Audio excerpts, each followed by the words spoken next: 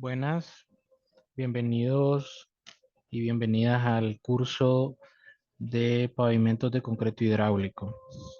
Para este caso vamos a estar evaluando la calidad del concreto respecto a muestras representativas. Esta evaluación al concreto es de suma importancia, ya que con los valores obtenidos vamos a poder determinar qué tan exacto y qué característica de credibilidad tienen los ensayos de muestreo que nosotros realicemos. Para ello vamos a desarrollar el siguiente ejemplo posterior a la explicación que ya se dio en el video anterior. El ejemplo del ejercicio 2 plantea lo siguiente. Se debe evaluar la producción de una concretera cuando se han analizado 30 muestras representativas. Los resultados obtenidos de las pruebas de resistencia a la compresión son planteados en la siguiente tabla. Entonces tenemos ensayos desde el número 1 hasta el ensayo número 30, ¿no? Esto significa que, por ejemplo, de cada mixer o de cada producción de concreto, si el concreto se fabricó, en este caso, con un mezclador de uno o dos sacos, nosotros hemos obtenido tres muestras representativas eh, por cada una de esas producciones que se han realizado. Entonces, por acá se realizaron 30 producciones, ¿no? Que también fabricando concreto en masa sería realizar el análisis o el muestreo desde el mixer 1 hasta el mixer 30. El ensayo está dado en las unidades de kilogramos centímetros cuadrados. Por ejemplo, si nosotros tomamos el ensayo número 1, eh, el resultado de la ruptura a la compresión que nos dio ese primer muestreo de ese espécimen va a ser de 292 kilogramos centímetros cuadrados. El ensayo número 2, 302 kilogramos sobre centímetros cuadrados. Y el ensayo número 3, 301. De esa manera hasta lograr obtener las resistencias a las compresiones del último, de la última toma de muestra, que sería de la producción número 30, que sea realizada en este caso en una concretera o que sea realizada con un mezclador de uno o dos sacos. Hasta llegar a resistencias para el ensayo 1 de 265, 284 y 271 para el ensayo 3 en unidades de kilogramos sobre centímetros cuadrados. El primer paso a seguir para realizar la evaluación de estos ensayos que se han realizado, valga la redundancia, es obtener el promedio de cada una de las muestras que se realizaron, ¿verdad? Es decir, sumar para la producción número 1, el mixer número 1 que se testeó, el 292 más el 302 más el 301, lo dividimos entre 3 y eso nos da el promedio para este muestreo, que es el muestreo número 1, dándonos un promedio de 298, ¿ya? Que esta es la media de estos tres ensayos. Y luego obtenemos el rango, ¿no? Que el rango sería restar el mayor valor obtenido en el testeo menos el menor valor obtenido en el testeo, dándonos un valor de rango de 10. Esto fácilmente lo podemos trabajar en una hoja de Excel, ¿verdad? Y así arrastrar hasta obtener los valores del ensayo número 30, en el que obtuvimos un promedio de el valor de 265, 284 y 271 de 273, y obteniendo un rango entre el 284, que es el mayor valor, menos el 265 de 19. Y aquí se plantea la ecuación para obtener el promedio, ¿verdad? De los ensayos 1, 2 y 3, que sería el 298 para el caso 1, que es el que tenemos por acá, y obtener el rango de la resistencia individual máxima menos la mínima, que es la ecuación que se plantea acá para determinar ese valor de 10, que es el antes mencionado para nuestro caso, ¿verdad? De la muestra número 1. De esa manera, nosotros lo que haríamos ahora sería copiar estos valores con la resistencia promedio obtenida y los rangos, ¿verdad? En la cual vamos a realizar una sumatoria de todos los subpromedios, si le podríamos llamar así, y promediar todos esos valores. Entonces vamos a sumar desde el 298, que es el valor de la muestra uno, hasta el 273, que sería el valor de la muestra 30. Y todo eso dividirlo entre el número de muestras, ¿no? Por acá se plantea la ecuación que sería el promedio de x1, ¿verdad? Hasta xn entre n, siendo x1 el primer valor y avanzando en la sumatoria hasta el valor de xn, que sería el valor de la muestra número 30. Todo eso dividido entre el número de muestras que sería 30, para de esa manera obtener el promedio total de los subpromedios de cada ensayo realizado. Y el valor del promedio del rango se obtiene sumando, ¿verdad? Desde el rango 10 para la muestra uno hasta el rango 30 hasta el rango 19 para la muestra de 30. Y por acá tenemos la ecuación que se aplica. Entonces, eso es lo primero que hay que hacer en los datos estadísticos, determinar en este caso el promedio de cada uno de los subpromedios para la resistencia y obtener el promedio de rangos para cada uno de los valores, en este caso de rango, ¿no? Que nos daría 16. Es el valor de 16 que tenemos por acá en la tabla. Posterior a la realización de esos primeros valores de los subpromedios y rangos, pasaríamos a calcular la desviación de estándar de la muestra, que la desviación estándar es un dato estadístico que nos daría en valores de porcentajes, ¿no? Entonces, ¿qué plantea esta ecuación? Bueno, dice que yo voy a sumar, ¿verdad? Desde el valor promedio de la muestra uno hasta la muestra n, que para este caso, pues mi muestra n sería 30, ¿no? De los valores de x y, que serían los valores de cada subpromedio, menos el valor promedio total.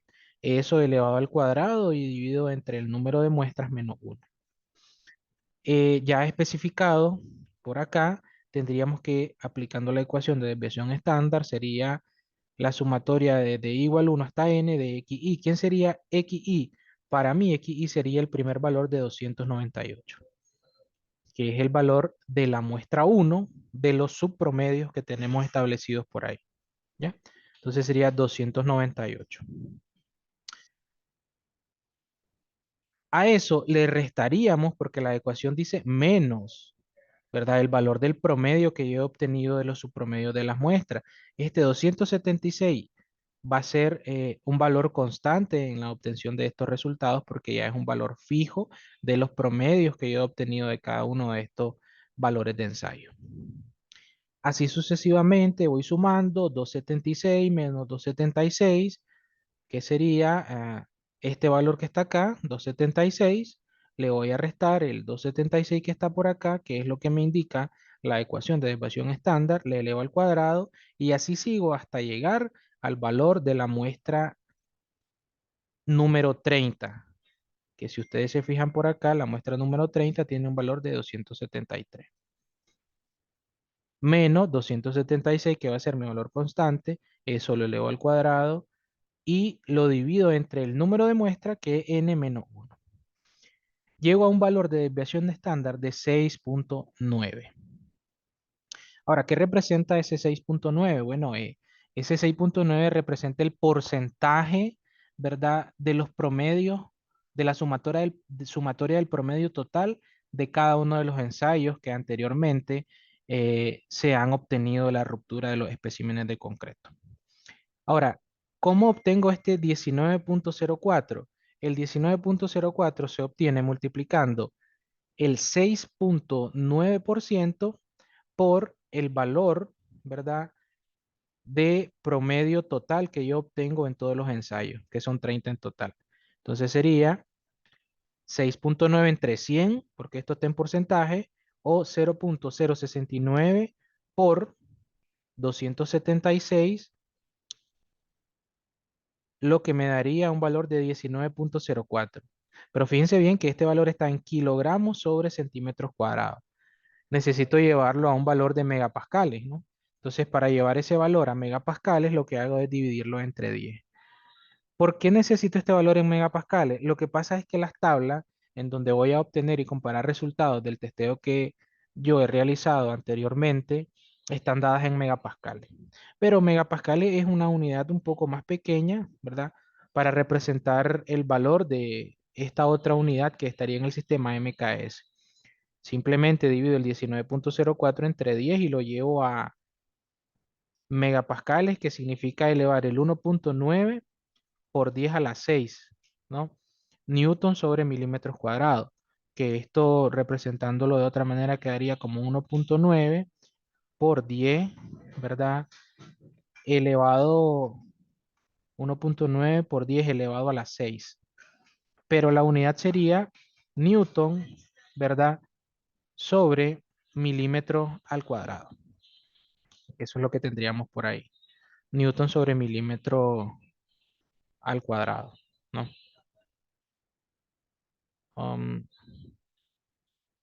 Al cuadrado, por ahí. O sea, este valor equivale justamente a esto mismo, 1,9. Luego de eso, pasaríamos a calcular la desviación estándar, pero en este caso de los ensayos.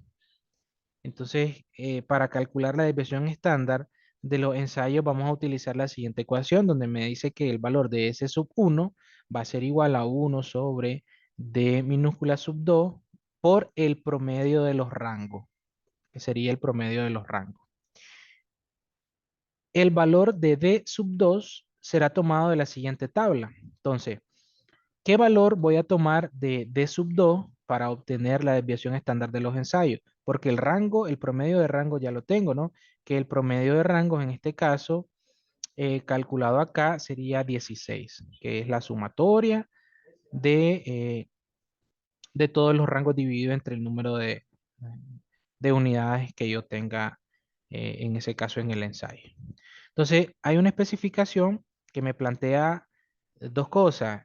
Número uno, el número de especímenes, ¿verdad? Que tengo por acá. Y número dos, el valor de D sub 2. Como yo lo que he ensayado son tres muestras, entonces el valor de D sub 2 va a ser 1,693. Porque la norma me permite ensayar como mínimo dos muestras o puede ser que ensaye como máximo cuatro, ¿no? Para romperse a los 7, 14, 28 y el testigo que se deja pues para romperse después de los 28 días.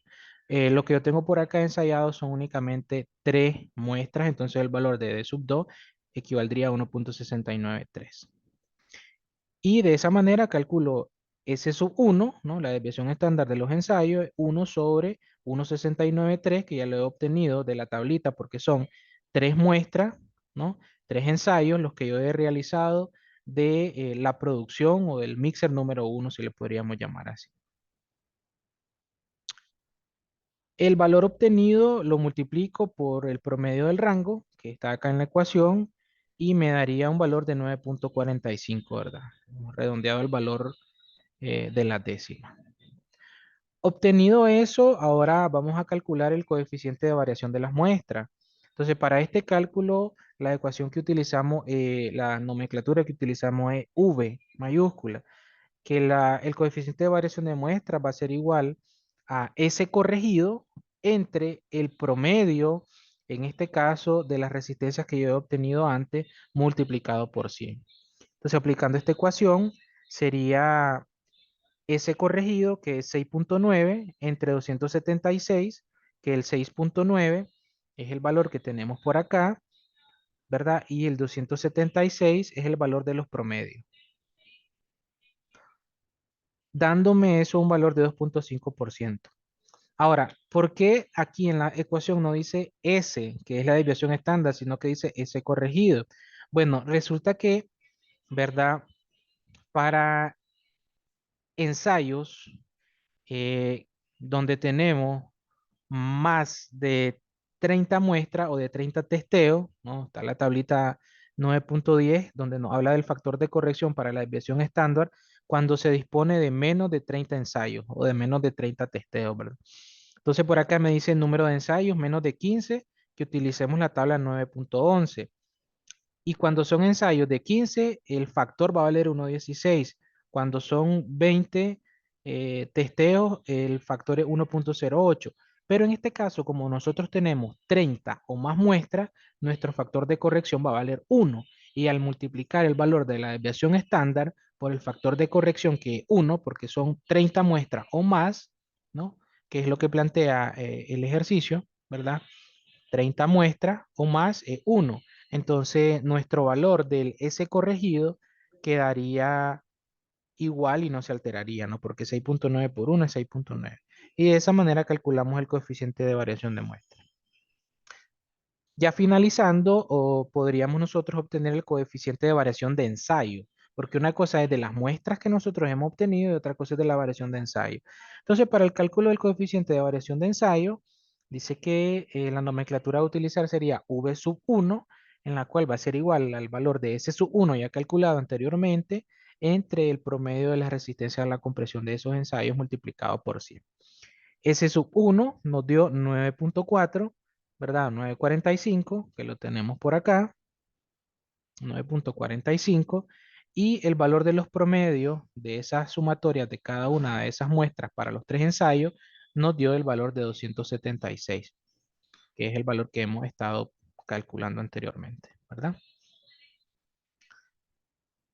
Posterior al cálculo, ¿verdad?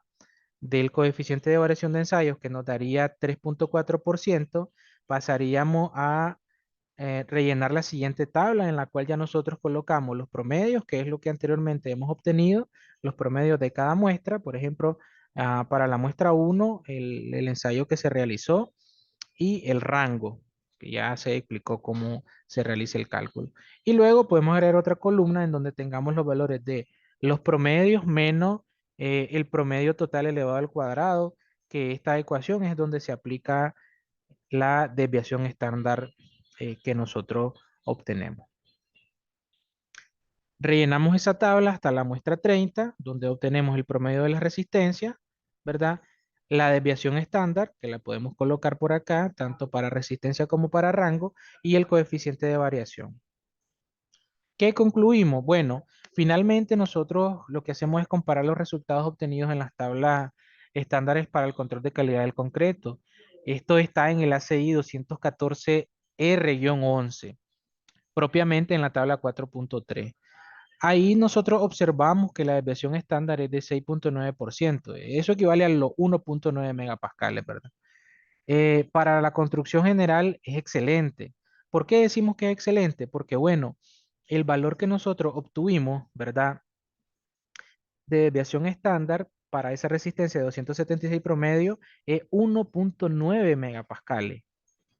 Y aquí la tabla me dice para control estándar del concreto en producción, que en construcción en general, como tal, ¿verdad?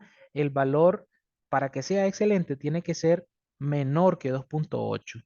¿En qué unidades? En unidades de megapascales. Y a nosotros nos dio 1.9, entonces por eso decimos que el valor es excelente. Ahora, también podemos notar que el coeficiente de variación estándar, ¿verdad? Para diferentes tipos de controles, que es la siguiente tablita que tenemos acá, en donde habla de los ensayos, nos da 3.4%, ¿verdad? Entonces, eso indica que tenemos una variación entre los lotes clasificados como muy buena. Fuese excelente si tuviésemos un valor menor de 3, pero la norma a mí me permite clasificar que los ensayos están correctamente testeado y correctamente analizado porque la variación me da un valor de 3.4%. ¿Y qué valor debo de tener? Bueno, tiene que ser excelente, es lo mejor que podemos tener, pero muy buena y también buena. Regular a pobre, ya ustedes deberían de revisar que todos los testeos en los ensayos que se realizaron estén bien hechos o posiblemente en los casos más críticos volver a realizar el ensayo, porque no es posible que esos valores estén fuera de estos rangos. Esto es básicamente lo que se interpreta respecto a las tablas 4.3 del ACI 214R-11, ¿verdad? Siempre nosotros debemos de tratar, mantenernos en el rango para producción, desviaciones estándar, ¿no? Que son obtenidas a través del cálculo de la desviación por el valor de las resistencias promedio, que nos dio 1.9, que estén entre excelente y muy buena. Y los valores para ensayos, ¿verdad? Que están ya relacionados con lo que nosotros hacemos en laboratorio, esté entre excelente y muy buena. Podemos de esa manera, reitero, concluir que los ensayos que se realizaron para estos análisis son de gran confiabilidad. Eso sería todo respecto a la parte que tiene que ver con el control y la evaluación del concreto, tanto a ensayos testeados como a las muestras de concreto.